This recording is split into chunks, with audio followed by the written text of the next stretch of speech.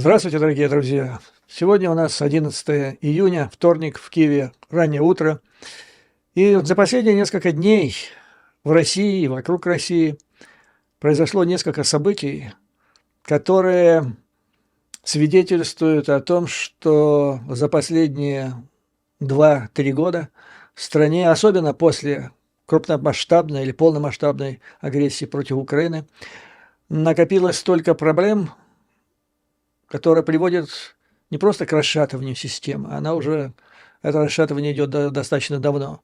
Но на поверхность, вот из глубин Мордора выплескиваются газы, горячие струи воды, пар, которые свидетельствуют о том, что система вступила уже в период не просто дестабилизации, а она вступила в период, когда может произойти взрыв. И может произойти достаточно быстро.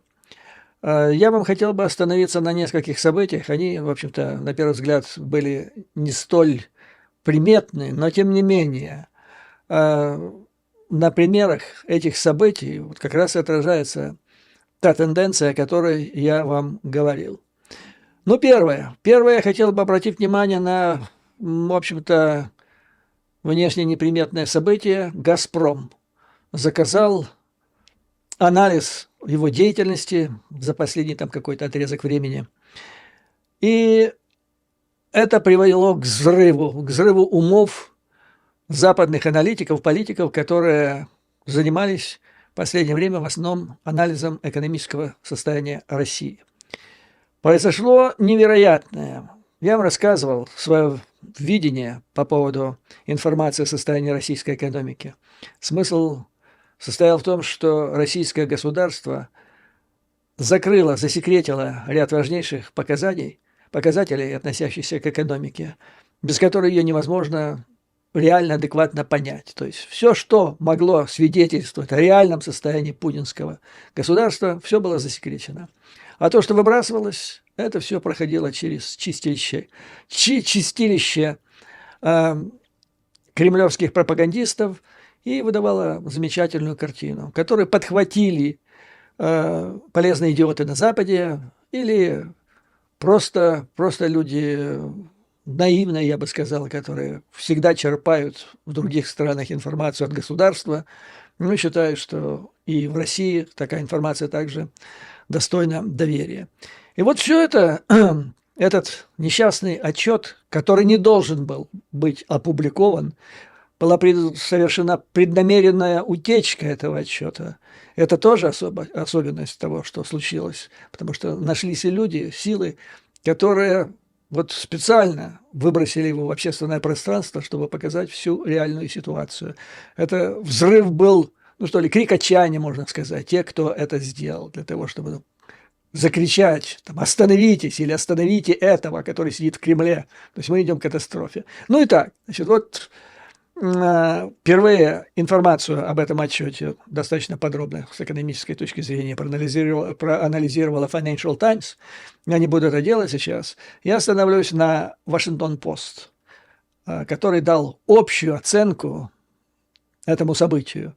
Ну и я думаю, это как раз то, что нам нужно, потому что он показывает стратегические процессы, которые происходят в России. Итак, статья была опубликована в разделе «Мнение», и написал заместитель редактора Washington Post и обозреватель, который пишет: «Еще одно доказательство идиотизма Владимира Путина. Война в Украине превратила крупнейшую российскую компанию в крупного неудачника».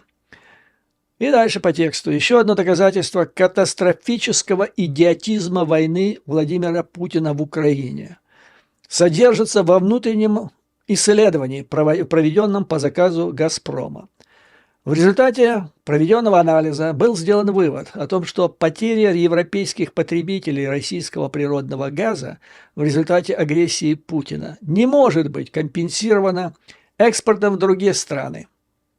Имеется в виду Индию и Китай. В течение как минимум десятилетия. То есть, согласно докладу, Россия может надеяться это при более-менее благоприятном развитии событий, что «Газпром» достигнет тех показателей, которые у него были до агрессии, где-то к 2035 году. Ну, тут вспоминается, что «Газпром» – это единственное экономическое светлое пятно всегда было в стране, которую сенатор Маккейн назвал бензоколонкой, которая маскирует себя под государством. И вот это светлое пятно, самое главное, одно из немногих, было уничтожено, как пишет газета, невменяемым российским лидером. В течение ближайшие десятилетия эта война, имеется в виду против Украины, будет рассматриваться как одна из самых страшных, самонанесенных ран в истории, как собственная цель эпических масштабов. То есть он реально шел на эту цель, это была его цель, и он как садомазохизм, я имею в виду, как Путин, как садомазохист, нанес государству и самому себе эту эпическую рану, за которую многострадальный российский народ может, не может, а будет страдать и дальше.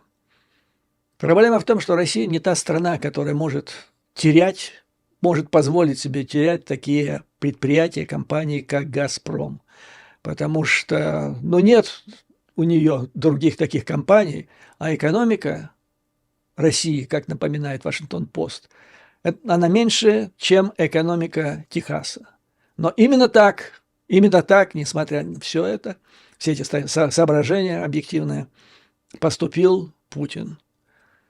Дальше в статье отмечается, что трубопроводы не строятся в течение дня.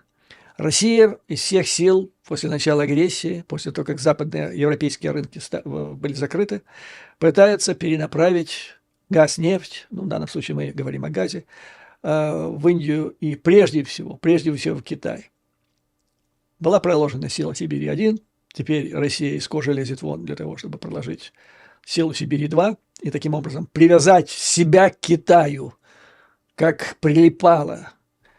А Китай тянет время. Китай не хочет. Китаю это не нужно. Он не хочет связывать себя с этой страной, я имею в виду Россию, с этим режимом. Ну и крантик остается закрученным, время идет, деньги не поступают, и так будет минимум не ранее, до периода не ранее 2035 года. И дальше очень важная мысль, что эта информация, она вскрывает, дезавуирует, разоблачает пропаганду со стороны Кремля. Это правда, вот эта информация, которую российские инсайдеры признают сами. И смысл этого состоит, что золотой гусь, который нес золотые яйца, был поджарен по прихоти заблуждающегося босса. И следующим шагом для российской экономики, вероятно, станет инфляция венесуэльского типа, поскольку стоимость разрушительной войны оплачивается в валюте, которая имеет скудный экономический продукт для ее поддержки. Имеется в виду, что продажи упали, доходы катастрофически уменьшились, или для того, чтобы поддерживать золото, просто не хватает соответствующих ресурсов. Нетрудно предположить, что появление этого трезвого вывода в западных СМИ – это крик о помощи изнутри. Вот запомни эту фразу, потому что дальше, то, что мы будем всем рассказывать, я буду вам сегодня рассказывать, это второй крик о помощи. То есть люди из системы, у которых есть мозги, есть видение. Это не просто личинки, прилипалы и подхалимы режима и его боссов. Это люди, которые в какой-то степени чувствуют ответственность за страну, за ее будущее, за жизнь своих детей и внуков. Пытаются уже из системы кричать и доносить, свое, отчаяние. Так вот, это крик о помощи изнутри все более деспотичного российского государства. Лакеи Путина заставили замолчать критиков, наводнив российские СМИ и доверчивых западных граждан заявлениями о том, что Китай спас экономику России, находящуюся под санкциями, и победа над Украиной близка. Теперь же из верхов государственной клептократии пришло доказательство того, что даже путинские олигархи и высшие чиновники не покупаются на этот балаган, на эту болтовню. Это блеф, о чем я неоднократно вам и говорил, высказывая свое собственное мнение. Нельзя верить тем экономическим данным, которые исходят из недр российского государства. Государство такое. В Советском Союзе это было та же самая школа, но сейчас ее довели просто до совершенства. В плане извращения реальной картины и создания потемкинских деревень. И дальше. Уникальная ситуация. Все трещит. С газом плохо. И Байден в это время, Джо Байден, приостановил экспорт сжиженного газа из Соединенных Штатов Америки. Но там были у него объяснения, что, во-первых, европейцы попросили, потому что это как-то так давит на них, оказывает на них давление, в том смысле, что затрудняет переход к зеленой энергетике. Ну и там надо еще пересчеты какие-то перевести и так далее. Так вот, Вашингтон-Пост пишет: не время, господин президент, приостанавливать экспорт сжиженного газа из Соединенных Штатов Америки. «Газпром» – это компания, которая более важна для России, чем любая другая компания, когда-либо существовавшая в Америке для Америки. И вот она, эта компания, сказала правду. Караул, она тонет. То есть ее чуть-чуть и можно добить совсем. Поэтому сейчас не время, господин президент, убирать ногу с газа. Давите на газ, возобновляйте экспорт, расширяйте экспорт сжиженного газа в Европу прежде всего. Давайте добьем этого гиганта российской экономики, основного источника поступления, валютных поступлений. Такая вот, господа, интересная статья. Еще раз подчеркиваю смысл. Все, что вы читали о замечательном, о расцвете российской экономики, о том, как растут там доходы, как процветает промышленность, как довольны граждане, как Россия, проснувшийся гигант, сейчас расправляет свои экономические плечи и так далее. Все это фигня полная. Если уже валится такая компания, как «Газпром», то что уже говорить о других?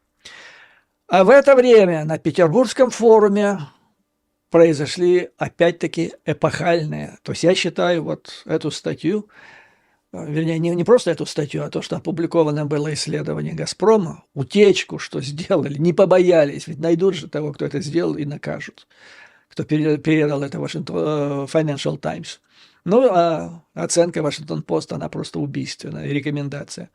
А в это время примерно на Петербургском экономическом форуме, который, внимание, был затеян для привлечения инвестиций, что правильно. Плохо в экономике, инвестиции, но, с другой стороны, какие инвестиции можно искать, когда страна находится в состоянии войны, да не просто в состоянии войны, она агрессор, это страна-изгой. Кстати, вот предыдущая статья, которую я сказал, и то, что там написано, свидетельствует о том, что Китай не спешит на помощь своему вассалу. То есть она его доит, забирает у него нефть и газ практически близко по себестоимости, но она не собирается обеспечивать, Китай не собирается обеспечивать экономическое процветание Российской Федерации. И страна просто в отчаянии, то есть нету перспективы, некуда двигаться. И в этих условиях затевается экономический форум, условиях, когда эта страна ведет агрессивную войну. Ну, по поводу того, кто там присутствовал и так далее, вы знаете, среди китайцев не было практически никого, хотя сначала была болтовня, что приехали, стенды, чего там не было. Там было вон Зимбабве и Боливия, вот и все другие потенциально мегаинвесторы в российскую экономику. Я шучу, конечно. И здесь же на экономическом форуме произошли знаковые события. Прежде всего, политическом, я бы сказал, в геополитическом смысле. Произошло убиение, собственно говоря, не просто убиение, это аутодафе. То есть он породил этот блеф, я имею в виду окурка или бледную моль, кому как нравится. и он его удавил на этом форуме. Я имею в виду выступление в парном катании Караганова и Путина. Это там, где они обсудили вопросы ядерные. Применять или не применять ядерное оружие. Выбор Караганова был понятен и, в общем-то, закономерен. Они разыгрывали дуэт. Плохой полицейский, хороший полицейский. Караганов, о котором я рассказывал, агент еще с тех пор, когда после окончания высшего учебного заведения практически сразу попал на стажировку в ООН, агент нашего отдела, знаю его с начала 80-х годов. Это приспособленец, человек, чего прикажете, который всегда, то есть он всю жизнь говорил то, что ему давал куратор, и в процессе его карьеры агента или сливного бачка КГБ его главные месседжи менялись кардинальным образом. В последнее время, значит, вы знаете, я рассказывал, он выступал глашатаем ускоренной эскалации применения ядерного оружия. И вот он выступал в качестве плохого полицейского, требовал эскалации побыстрее, а Путин должен был в качестве котика такого, значит, доброго полицейского выступать. Вот как это происходило. Значит, Караганов провозгласил, что Путина послал России Бог для того, чтобы спасти не только Россию, но весь мир от ядерной войны. Но для этого Путин должен сделать то, что раньше предлагал Караганов. То есть быстро эскалировать ситуацию, ядерную эскалацию, не просто эскалацию, ядерную провести, но на грани фола, с тем, чтобы напугать ежа, чтобы Путин напугал ежа. Вы должны спасти мир путем ядерной эскалации. Вас Бог нам послал. Мы никогда не бряцали ядерным оружием, заявил Караганов. Никогда. Путин этого не делает. Мы знаем, что Путин никогда не делает. На кого рассчитан этот идиотизм? И на фоне этого сумасшедшего Путин рассудительно отвечает. Наша ядерная стратегия о применении ядерного оружия подразумевает эту такую возможность в двух случаях. В случае, когда суверенитет поставлен под угрозу, территориальная целостность под угрозой, серьезной стратегической угрозой. Сейчас я не наблюдаю таких угроз, поэтому не время. Но одновременно он, так сказать, не просто ретируется, он говорит, что мы можем повторить, типа, если вы сейчас не примете ту оливковую ветвь, которую я вам протягиваю, то я могу и развернуться. И он говорит, что эта доктрина – это живой инструмент. Мы можем его подкорректировать. Дальше Караганов скажет, как можно подкорректировать. Дальше он угрожает о том, что мы не проводим испытания ядерного оружия. Это очень важно, потому что без отсутствия испытаний ядерного оружия тормозит его развитие. Это понятно. Но если что-то не так, мы можем это сделать, сказал Путин. До этого из Кремля намекали, что готовы это сделать. Ну, то есть, как он объясняет, мы можем применить ядерное оружие, как вы говорите, в плане эскалации, то есть быстрее, скорее быстро, чем медленно.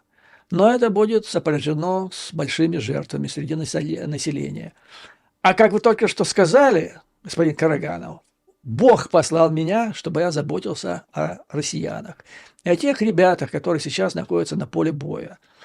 Поэтому я не могу приказать использовать ядерное оружие вот так вот в суе, потому что очень много этих ребят тогда погибнет. Понимаете, вот такой вот рассудительный государственный деятель. Вот что он еще важно говорит. Поэтому я прислушиваюсь к тем рекомендациям, которые мне делает Министерство обороны, Генеральный штаб. И это чрезвычайно важное откровение. Потому что раньше, сколько он разыгрывал идиота, а я им рассказывал, что это одно из основных активных мероприятий ИПСО российских спецслужб, которое идет еще корнями, идет вплоть до эпохи Хрущева. Так вот, значит, а потом Путин пришел, подхватил это все. Он разыгрывал роль идиота, городского сумасшедшего, который может, вот если его не умиротворить на его условиях, он может нажать на красную кнопку, поскольку он такой отмороженный, что ему плевать на собственную жизнь. Или ты ему положишь, что он хочет, дай ему конфетку, или красная кнопка, вот ни больше, ни меньше, ничего посередине. Вот так он разыгрывал все это до последнего времени. И теперь откровение, Во-первых, он думает о населении Российской Федерации, которое может погибнуть. Раньше же они кричали, Путин-то что говорил? Что мы пойдем на ядерную войну. Мы попадем, потому что мы знаем, что мы попадем, погибнем, но мы попадем в рай. Они все сдохнут. А теперь он говорит, что он обеспокоен тем, что ребята сдохнут в российские на поле боя в результате такого его приказа. И раньше он один принимал решение, как следовало из его высказываний, а только в такой системе один идиот может совершить такое безумие. Теперь он говорит, что он не один, у него есть советники, и он слушается их рекомендаций. И вот это и есть сдерживание, которое, кстати, мы с вами и обсуждали, когда говорили, что даже если ему придет в голову дать указание применить ядерное оружие, его указание должно пройти через цепочку. И там кто-то, может быть, затормозит и не выполнит свою функцию. И это не случится. Но Запад узнает об этом, американцы, разведка узнает о том, что он дал такое указание, и начнут упреждающий удар. Поэтому сама отдача со стороны Путина приказа о нанесении ядерного удара, она уже страшно, категорически, ужасно рискованно для самого Путина. Так можно на упреждающий удар нарваться. И вот теперь он делает, значит, вот такое признание, что он руководствуется тем, что ему скажут Министерство обороны и Генштаб. Теперь можно выдохнуть, даже самым пугливым, и понять, что со стороны Москвы ядерного удара не будет, потому что Минобороны и Генштаб ему таких указаний не дадут. Что ж делать-то? Какая стратегия в этой ситуации? То есть все, что он сказал до этого, это отказ от всех тех пугалок, которые были до сих пор главным оружием Путина. Не только в отношениях с НАТО, но и в агрессии против Украины. Наша стратегия, говорит он, мы будем выдавливать ВСУ с тех районов, где идут боевые действия. Поэтому вопрос о применении ядерного оружия даже не стоит. Вот такая наша стратегия. То есть мы должны использовать всю мощь нашего конвенционального оружия. Ну а дальше идут фантазии о том, что у нас и противоракетная оборона самая лучшая. Он забыл, наверное, как одна из этих станций, 9 стратегических, была уничтожена или понесла тяжелые потери в результате удара украинского мопеда, собственно, ручного производства. То есть это даже не был стратегический удар. Дальше там блажь пошла по поводу страшного количества танков, которые имеются на вооружении. Кстати, недавно на днях поступило сообщение из Беларуси, что туда прибыла колонна из 10 танков Т-34. И человек, который прислал мне эту информацию, спрашивает, а что же они задумали? Я думаю, наверное, напасть на НАТО. Т-34 в количестве 10 штук так просто в Белоруссию не перевозят. Наверное, решили нанести мощнейший удар по НАТО. Караганов напоследок на всякий случай пригрозил. Это на тот случай, если Запад не услышит позитивные нотки в том, что говорит Путин, и не пойдет ему навстречу. А навстречу Путину позарез нужны переговоры. Нужно сделать так, что всего, что он натворил за последнее время, за последние 2 года, всего этого не было. И, ребята, простите маленького засранца, я больше так не буду. Вот так вот примерно. Ну и для того, чтобы Запад все-таки прислушался серьезно к этому, я надеюсь, что этого не произойдет, но они-то, наверное, питают иллюзию в отчаянии. Так вот, Караганов заявляет напоследок, что он знает, что в ближайшее время в стратегию ядерную Российской Федерации должно быть внесено важное изменение, которое позволяет наносить ответный ядерный удар в ответ на обычный удар обычным оружием по российской территории. Ну, здесь, наверное, имеется в виду ожидаемые удары по Крыму и по тем территориям вокруг Украины. Но Путин на это, значит, не ведется и объясняет. То есть мы решим все вопросы, все дела конвенциальными силами. А вопрос о ядерных ударах – это настолько ужасный вопрос, что я попрошу всех об этом даже вслух не говорить. И вот здесь он буквально слово в слово процитировал бывшего министра обороны Соединенных Штатов Коэна. Я слышал эту мысль от него. Это было в первые же месяцы после начала полномасштабной агрессии России против Украины, когда Путин очередной раз пригрозил Западу Армагеддоном, если он будет помогать Украине, и прямо назвал там применение ядерного оружия всей мощью и так далее. И он сказал, что это такие вещи, о которых даже говорить нельзя. Вообще, потому что если это произойдет, это меняет все. И вот они, кремлевские, эти, которые писали Путину эти ответы, текст этих ответов, они буквально украли эту фразу, потому что он повторил Коэна один просто к одному. Из этого, господа, вот прочитав, узнав все это, прослушав, я вынес себе сделал для себя два важных вывода. Первый. Путин теперь, месседж Путина о Путине. Он не идиот, как раньше он себя фактически изображал, и его пропагандистские органы. Он не идиот, способный на сумасшедшие приказы, и он слушает советы специалистов. И это очень-очень важно. Значит, на что он надеется? Потому что он же не случайно тряс этими ядерными причиндалами, по крайней мере, с 24 февраля 2022 года. Он надеется на Трампа.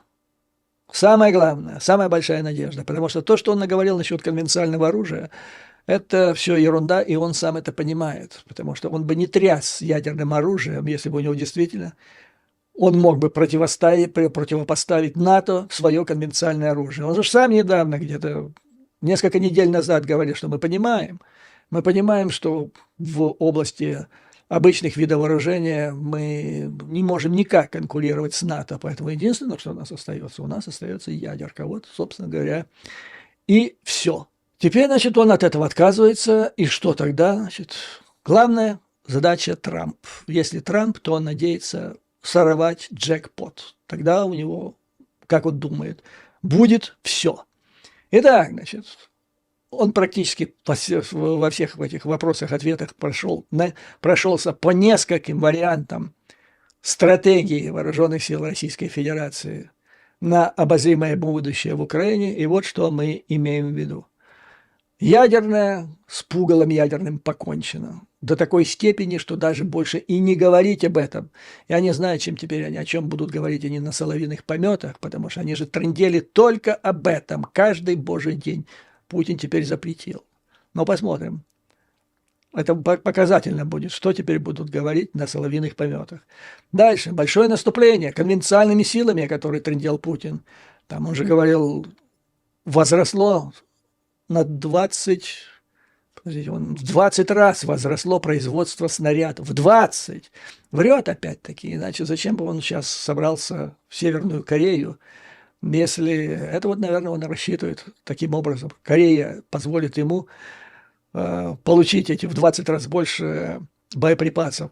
Россия не может произвести в 20 раз больше боеприпасов, потому что для этого нет пороховых смесей, нитроцеллюлозы и других очень важных компонентов. Это практически невозможно. И люди, которые занимаются поиском всех этих, значит, компонентов по международном рынке, они все прекрасно знают, где что есть и что возможно, что невозможно. Они смеются просто, когда слышат эти заявления. Для кого он говорит, я даже не знаю. Затем, значит, то есть большое наступление. Невозможно большое наступление. Было бы возможно, оно бы уже было. Нет у них в таком количестве ни боеприпасов, ни техники. У них и людей, по большому счету, нет. Иначе бы не шастал этот Вельзевул внешней политики России, Лавров, человек-лошадь. Не болтался бы он, не шастал по Африке, заманивая африканцев на работу в России. Ну, сначала на работу приедут они, значит, туда, а там им сделают предложение, от которого они не смогут отказаться. Талибы тоже в этой же. Также из Бангладеш. Тамилов раньше приглашали. То есть уже даже буряты иссякают. Короче говоря, большого наступления конвенциональным оружием не предусмотрено. И их попытка глобального наступления в Харьковской области это показывает. Они наступали ротами, силами, даже по-моему, там в одном-двух местах была попытка прорваться силами батальона, неудавшаяся, а все остальное ротами, по мелочам. Вот и вся возможность второй армии мира. Затем, что еще? Мирные переговоры. Но оно хорошо бы, не зря в последнее время он там трындел по поводу Стамбульских соглашений, жаловался, что их парафировали, но потом куда-то выбросили и так далее. То есть шансов никаких.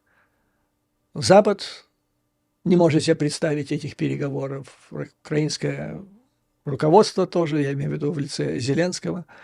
Так что переговоры сейчас тоже маловероятные.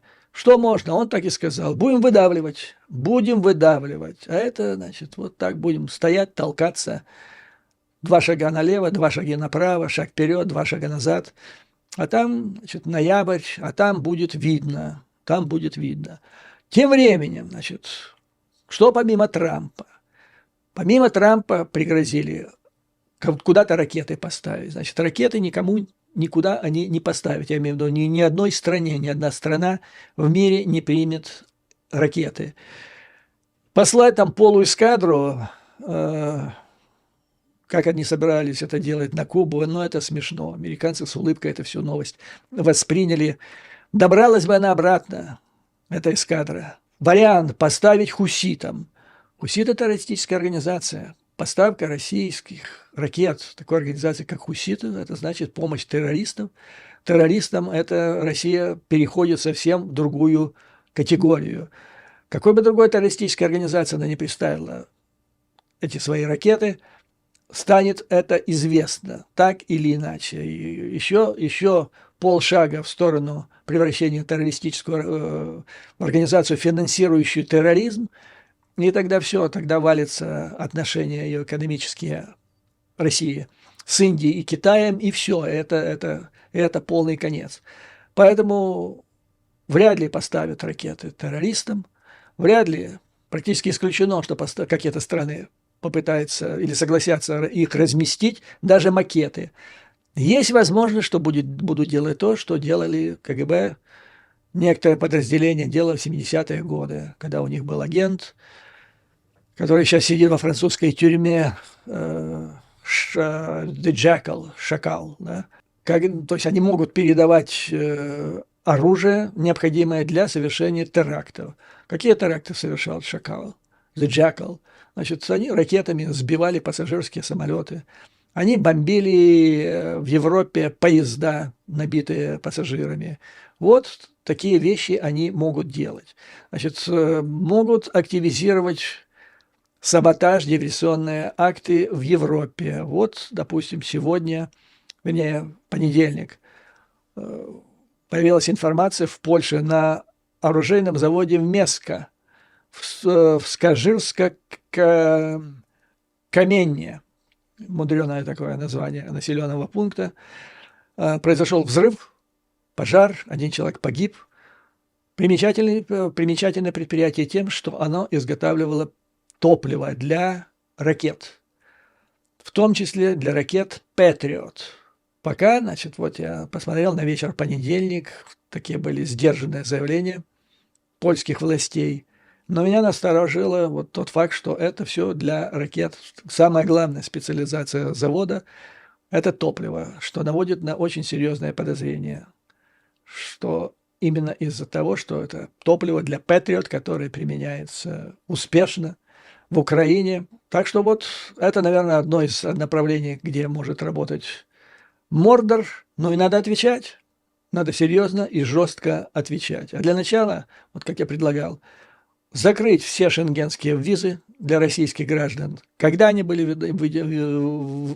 введены и выданы, это не имеет значения. Полностью закрыть, а потом начать сначала выдачу постепенно, выдать дипломатам, другим работникам государственных организаций наперечет, чтобы их было минимум, как во время Холодной войны, минимум советских граждан в западных странах, и каждый из них под присмотром. Вот с этого, собственно говоря, надо начинать. А когда они болтаются, как цыганским табором, по всем городам и весям Европы, это опасно и недальновидно. Вот на этом, господа, позвольте закончить эту часть моего выпуска. Следующее, о чем я хотел рассказать вам, это фактически бомба. Это статья о необходимости изменения внешней политики, да не то что внешней политики, всего внешнеполитического курса Российской Федерации. И она настолько революционна, и она написана настолько примечательными людьми. С одной стороны, они часть истеблишмента. Это не какие-то там революционеры, не какие-нибудь там агенты, иностранные агенты внутри Российской Федерации. Это люди системы, эксперты в области внешней политики. Но то, что они публично предложили, это революция, которая перечеркивает все, что до сих пор делал режим Путина, что он сейчас делает. И что вот Путин буквально высказал на днях в качестве стратегии дальнейших действий его режима. То есть тут бы я хотел бы разобрать это все по косточках, потому что то, что высказаны правильные, умные вещи, ссылка на толковых людей, которых, невозможно будет кремлевской пропаганде сказать, что это враги там России и так далее. Вот, поэтому хотел бы с вами подробно разобрать эту статью, и думаю, нужно это сделать отдельно. Такие вещи надо смаковать. Поэтому, дорогие друзья, закончу на этом эту часть своего сегодняшнего выпуска. Как всегда, слава Украине и вооруженным силам. Враг будет разбит, победа будет за нами. А вам, дорогие друзья, выдержки, мужества и твердой веры в нашу неизбежную победу. До новых скорых встреч!